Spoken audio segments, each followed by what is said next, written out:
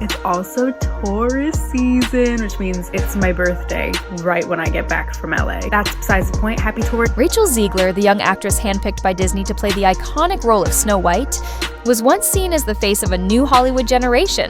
Confident, talented, outspoken, and ready to bring a modern voice to one of the most beloved fairy tales ever told. Yet what began as a dream opportunity soon spiraled into what many now call Disney's most disastrous casting and marketing decision in decades. Zegler's name, once associated with promise and talent after her breakout performance in Steven Spielberg's West Side Story, became synonymous with controversy, arrogance, and cultural division. When Disney announced its live-action remake of Snow White, the expectation was that it would follow the company's long tradition of reviving its animated classics with a fresh yet respectful approach. Executives hoped to recreate the billion-dollar success of films like Beauty and the Beast and The Little Mermaid. With a $270 million budget, dazzling CGI, and an established production team, it was supposed to be another crown jewel in Disney's empire. But that dream began to crumble before the film even hit theaters. Not because of the story itself, but because of its star. In early interviews promoting the movie, Rachel Zegler made remarks that instantly went viral for all the wrong reasons. She laughed off the 1937 original as extremely outdated, saying she hated Snow White as a child and could never relate to a girl who just dreams about true love. She dismissed the classic romance as weird, mockingly saying that her version of Snow White wouldn't need a prince or anyone to save her. "No prince is coming to save me," she said in one widely circulated clip, smiling as she insisted that her Snow White would lead herself. What might have been intended as an empowering reimagining quickly struck many as condescending, even hostile, toward the very values that made the story timeless. Fans accused her of misunderstanding the spirit of fairy tales entirely. Rather than championing independence, critics said, she came off as bitter and dismissive, turning a symbol of kindness and innocence into one of cynicism.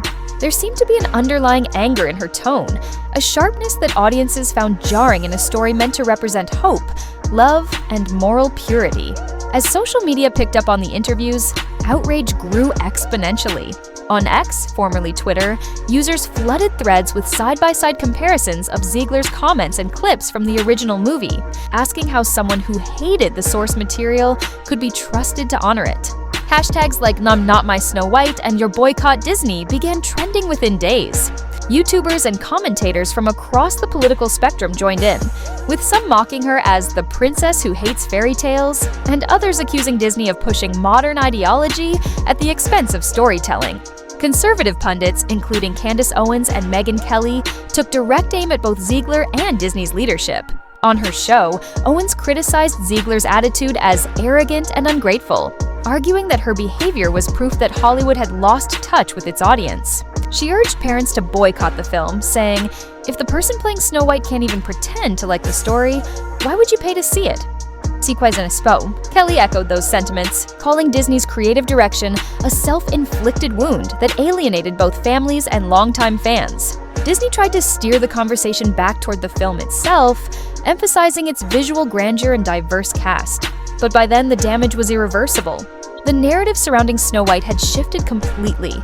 It was no longer a magical story of love and redemption, but a symbol of corporate overreach and cultural disconnection. Even normally Disney-friendly outlets began to hesitate in their coverage, unsure how to defend a film that seemed to reject its own legacy. When Snow White finally premiered, the box office numbers were grim. The film earned only $43 million domestically and $87 million worldwide during its opening weekend, a catastrophic performance for a project that cost nearly triple that amount to make and market. Behind closed doors, Disney executives reportedly expressed shock at how swiftly public enthusiasm evaporated. Insiders described emergency meetings, rushed marketing pivots, and internal blame games. Some claimed that early test screenings had already shown lukewarm audience reactions, but the company pressed forward, believing the brand name alone could carry the movie. Meanwhile, Rachel Zegler's reputation continued to unravel. Clips of her past interviews resurfaced almost daily, fueling new waves of criticism. Some fans pointed out the irony that an actress who once championed kindness and representation seemed so contemptuous toward the character that made her famous. Others argued that Disney had failed her, that she had been pushed into becoming the face of an ideological war she never asked for. In the end, What could have been a celebration of progress and empowerment turned into a cautionary tale about ego, marketing, and the dangers of alienating your core audience. Zegler, still in her early 20s, found herself trapped in a narrative she couldn't control, vilified by some, pitied by others, and forever linked to one of Disney's most expensive failures. The story of Rachel Zegler's Snow White is no longer just about a movie. It's about what happens when a studio misunderstands its audience, when a message overshadows the magic, and when a rising star learns that public opinion, once lost, is almost impossible to win back. What was meant to be a tale of empowerment ended as a parable of hubris, a modern fairy tale gone tragically wrong. Rachel Zegler's public image, already on shaky ground after her controversial remarks about Snow White, completely imploded once the film hit theaters. What was meant to be a triumphant modern reimagining of Disney's first princess instead became a slow-motion cultural and financial disaster, one that exposed deep fractures not just in the film, but in Disney's entire brand identity. Even before the first weekend numbers rolled in, audiences were skeptical. On opening night, moviegoers posted eerie screenshots of empty theaters, entire IMAX rows with just a single blue seat icon reserved, images that spread across social media faster than the trailer itself. It became a symbol of failure. A studio once known for creating full houses and sold-out premieres now faced humiliating silence. Business Insider analysts soon confirmed that the flop wasn't just about politics or go woke, go broke outrage. It went deeper. The story wasn't connecting. Families weren't interested. Kids weren't enchanted. Critics said it lacked soul, spark, and joy, the very things that once defined Disney magic. Then came another blow, the dwarfs, or rather, the lack of them. Instead of the beloved 7 miners from the 1937 classic, Disney unveiled a new diverse group of magical forest creatures, each digitally enhanced and racially mixed, an attempt to sidestep accusations of stereotyping. But the move satisfied no one.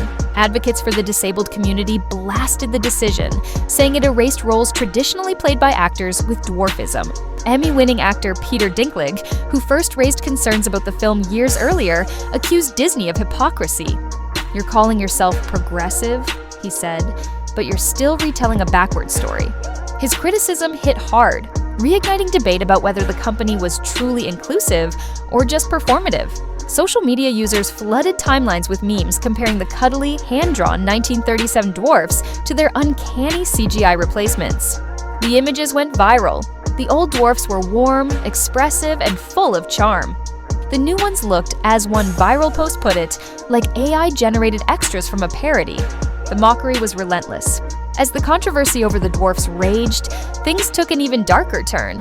A political storm erupted when Rachel Zegler posted a Free Palestine message to her Instagram story, which quickly gained over 8 million views. Her co-star, Israeli actress Gal Gadot, publicly reaffirmed her support for Israel, deepening the tension. The post ignited a firestorm. Both women were suddenly at the center of an international political fight far beyond Hollywood. According to insiders, Disney executives went into crisis mode. The studio reportedly hired a social media consultant to monitor every word Zegler posted, and even increased on-set and red carpet security after death threats were sent to both actresses. Internal leaks suggested that press schedules were adjusted to keep them separated during interviews, though both Zegler and Gadot publicly denied any feud. Still, the damage was clear. What had begun as a fantasy film about unity and courage had become a lightning rod for division, identity politics, and internet warfare. As if the situation couldn't worsen, the 2024 US election season reignited tensions across the entertainment industry, and Zegler found herself right in the crossfire.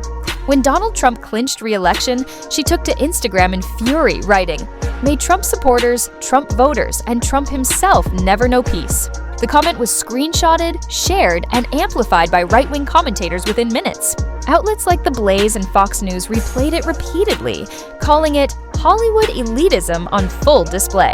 Overnight, Zegler's quote became the new symbol of celebrity detachment and disdain for everyday Americans. Facing mounting backlash, Disney executives reportedly made a decisive move. They quietly canceled all of Zegler's scheduled appearances on official Disney media platforms. She was pulled from interviews, red carpet specials, and even the company's own streaming promotions. That's all I have to say. I'll take a job, and I've obviously grew up loving Marvel movies and DC movies. If I was contractually allowed to... Insiders described the decision as a desperate attempt to contain the fire. But by then, it was too late. The film's collapse wasn't just financial, it was cultural. Snow White had become a case study in how a studio could lose touch with its audience, its traditions, and its talent all at once. What was meant to be a story about innocence, courage, and hope had turned into a real-life tale of arrogance, chaos, and division. And at the center of it all stood Rachel Zegler, a once promising star whose words, posts, and defiance transformed her from Disney's Golden Girl into one of the most polarizing figures in modern Hollywood. In the aftermath, analysts, journalists, and even fellow actors began to reflect on what went wrong. Was Zegler a victim of her own youth and inexperience, or a symbol of an industry that had forgotten how to listen to its audience? The answer, perhaps, lies somewhere in between. What's clear is that Disney's Snow White didn't just fail as a film. It became a mirror reflecting everything broken in the modern entertainment landscape. Politics over story, image over heart, and ideology over imagination. Candace Owens replayed Rachel Zegler's now infamous comments on her podcast, repeating her call for a nationwide boycott of Disney's Snow White. The segment went viral overnight, amplifying outrage among conservative audiences and intensifying Disney's growing panic. Executives in Burbank watched in disbelief as social media sentiment turned toxic, with half of their domestic audience seemingly told they weren't welcome anymore. Inside Disney headquarters, what had started as an awkward PR storm evolved into a full-blown financial nightmare. Spreadsheet projections became scarier than any poisoned apple.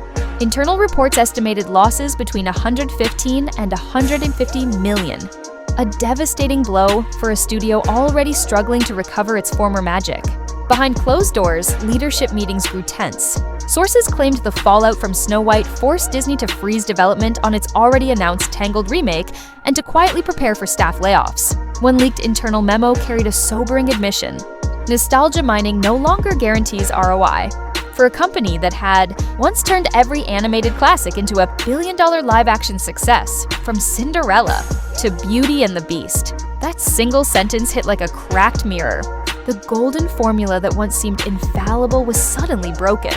Amid the chaos, critics began identifying a quieter, more reflective theme hiding beneath the headlines.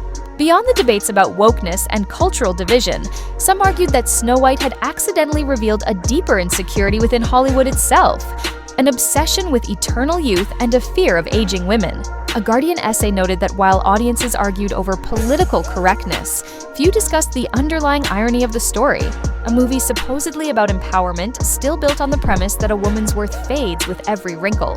The article suggested that this tension between image and identity might explain why the movie felt hollow to so many. Meanwhile, Rachel Zegler herself appeared unfazed by the growing catastrophe. As memes and boycott campaigns flooded social media, she maintained her confident online persona. In one Instagram post, she posed beside a massive Snow White poster with the caption, "Dare to dream, one movie in the world," seemingly oblivious to the mounting losses. To fans, it came across as defiant confidence. To critics, it felt tone-deaf. But Disney accountants saw a far grimmer picture. By the time the dust settled, Snow White had grossed just $153 million worldwide, against a production and marketing budget nearing $250 million. It was, by all measures, one of the studio's costliest misfires in modern history. For comparison, each of Disney's previous 3 princess remakes had cleared the billion-dollar mark, making this collapse all the more humiliating. The question quickly shifted from what went wrong to what happens next. Some insiders insisted that Zegler's raw talent could still save her career if she learned to keep her politics off-screen and refocused on performance. Others, however, were less optimistic. To them, she was now radioactive. A cautionary tale about how a single viral clip, a few ill-chosen words, and a misjudged social media post could destroy a 9-figure franchise. As for Disney, the company now faced an identity crisis far larger than one failed movie. For years, it had relied on nostalgia, endlessly repackaging the past rather than investing in new worlds and original characters. But Snow White's failure forced a reckoning. The Mouse House, once untouchable, now had to decide whether it would continue remixing yesterday's magic or finally take the creative risks that built its empire in the first place. By 2025, the fairest question of all wasn't about poisoned apples or missing princes. It was whether Hollywood itself could still tell a classic story without shattering its own reflection in the process. Yet the box office disaster was only the beginning. Online, the fallout transformed into a digital circus. Within hours of the opening weekend totals, hashtags like "Not My Snow White," "Mar Disney Flop," and "Von Ziegler Meltdown" began dominating X's trending charts, racking up millions of impressions. Memes flooded feeds. From doctored posters reading "Snow Woke" to parody clips of dwarfs running from audience reactions. What was once Disney's most cherished fairy tale had become the internet's favorite punchline, and every new viral joke seemed to drive another nail into the coffin of what was supposed to be the studio's next big hit. In the end, Rachel Zegler's Snow White wasn't just a failed film. It was a cultural moment, a reflection of how fragile reputation, legacy, and public trust have become in the modern entertainment age. A single performance, a few viral interviews, and a studio's misplaced confidence created a perfect storm that neither Hollywood nor its audience will forget anytime soon. TikTok creators turned Rachel Zegler's press junket soundbite into parody songs within hours, remixing her "No Prince is Coming to Save Me" line into trending audios that mocked the movie's tone. YouTubers joined in with side-by-side edits comparing the charming hand-drawn dwarfs of Disney's 1937 Snow White to the new CGI magical creatures, sarcastically nicknaming them the 7 Uncanny Valley Cousins. The internet's collective creativity became Disney's worst nightmare. Fan-made boycott videos and meme compilations spread faster than the studio's official marketing. Each viral clip amplified Candace Owens' boycott call far beyond her usual audience, transforming a niche controversy into a full-scale online movement. Inside Disney's Burbank headquarters, the panic was immediate. Executives scrambled to contain the fallout, shifting strategy from box office recovery to damage control. Meetings focused on finding a streaming lifeboat for the sinking film. Internal forecasts now predicted that Snow White would have a drastically shortened theatrical run. Only 60 days, half the length of The Little Mermaid's 2023 release, before hitting Disney+. Insiders leaked plans to replicate the Mulan strategy, an early access paywall allowing families to stream the film at a premium price in hopes of clawing back lost revenue. But analysts were quick to warn that such a move would only shift losses from one column to another. Premium access dollars rarely equal full theatrical returns, and releasing a film this quickly to streaming risks confirming to the public that it's a flop. One Hollywood financial consultant told Variety, "It's like slapping a Band-Aid on a broken mirror. The cracks are still there, and everyone can see them." Worse yet, Snow White's implosion triggered a ripple effect across Disney's entire live-action division.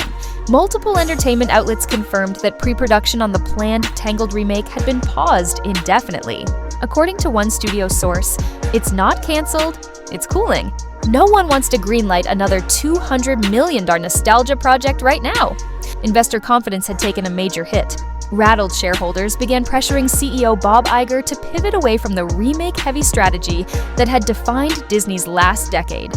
An internal finance memo, later leaked to The Hollywood Reporter, put it bluntly: remakes are no longer low-risk, high-yield investments. They're roulette. They're roulette. Meanwhile, the media firestorm around Rachel Zegler herself intensified. As public outrage grew, a Vanity Fair feature suggested that Disney's internal leaks had turned her into both a scapegoat and an accidental icon, a lightning rod for Hollywood's culture war. Industry voices splintered into factions. Some condemned Zegler's outspoken politics and ungrateful tone, while others defended her right to speak freely, arguing that the studio was hiding behind her mistakes to deflect attention from its own creative failures. An open letter signed by 50 entertainment journalists accused Disney of fueling the outrage cycle to protect its executives, calling it a textbook case of corporate misdirection. The letter argued that blaming Zegler for everything from marketing backlash to political controversy was not only unfair, but also emblematic of how Hollywood often sacrifices young stars to shield its brand. At the same time, Teen Vogue published a detailed timeline of the production's behind-the-scenes chaos, including extended strike shutdowns, multiple script rewrites, and even a minor set fire that delayed shooting for weeks. Their piece emphasized that many of Snow White's problems were already in motion long before Zegler ever spoke to the press. The collapse wasn't born from one viral quote, the article concluded. It was the product of months of indecision, cultural confusion, and creative fear. Now, as 2025 unfolds, the shattered mirror keeps splintering across spreadsheets, social media feeds, and studio schedules. What was once a fairy tale revival has become a cautionary saga about overconfidence, corporate panic, and the volatile collision between art and ideology. And so, the fairest question of all still lingers, echoing through a disillusioned industry. Can Hollywood rediscover how to tell its beloved stories without turning every princess into a lightning rod? Or will the next remake, no matter how carefully crafted, face the same poisoned apple, one bite at a time?